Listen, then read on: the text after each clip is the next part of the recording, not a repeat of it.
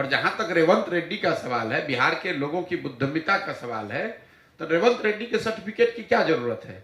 उनके जो आका के आका होंगे वो भी बिहार के लड़कों से हम ही से सलाह ले रहे हैं।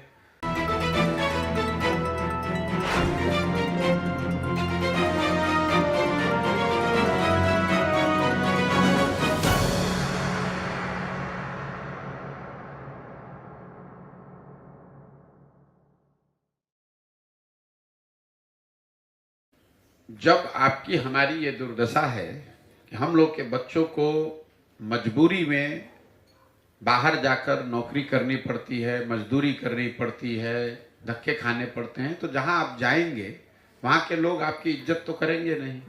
उन्होंने क्या कहा, कल किसी डीएमके के सांसद ने कुछ उत्तर भारतीयों के लिए कह दिया, ये बात तो बिल्कुल गलत है, नहीं कहना चाहिए। लेकिन अगर आप गरीब हैं तो समाज आपको धनी तो बताएगा नहीं, अगर आप अनपढ़ हैं तो आपको विद्वान तो कोई कहेगा नहीं। ये सही बात है कि कोई अगर पढ़ा लिखा नहीं है तो उसको मूर्ख कहना अच्छी बात नहीं है, लेकिन मूर्ख आदमी को कोई विद्वान तो नहीं कह सकता है।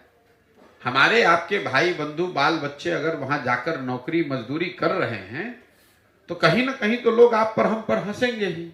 तो अपनी कमी उन्होंने कहा, उसका पूरी तरीके से उसका क्रिटिसिज्म होना चाहिए, लेकिन साथ साथ में हमको आपको अपना भी अवलोकन करना चाहिए कि अगर हम लोग अपने बच्चों को यही पढ़ा पाते, उनको यही रोजगार मिलता, तो कोई रेवंत रेड्डी की कहां हिम्मत पड़ती कि वो आकर यहां कुछ कर पाए।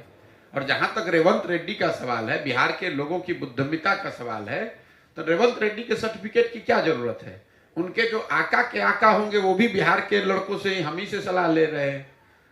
तो बिहार की विद्वता की बात नहीं है, बात यह है कि हम लोग के ज्यादातर बच्चे जो हैं वो पढ़ाई के अभाव में, शिक्षा के अभाव में, रोजगार के अभाव में उन जगहों पर जाकर मजबूरी में काम कर रहे हैं। इसलिए लोग इस तरह की टीका टिप्पणी करते हैं, आपसे अभद्रता करते हैं, आपको गाली देते हैं, मारपीट करते हैं।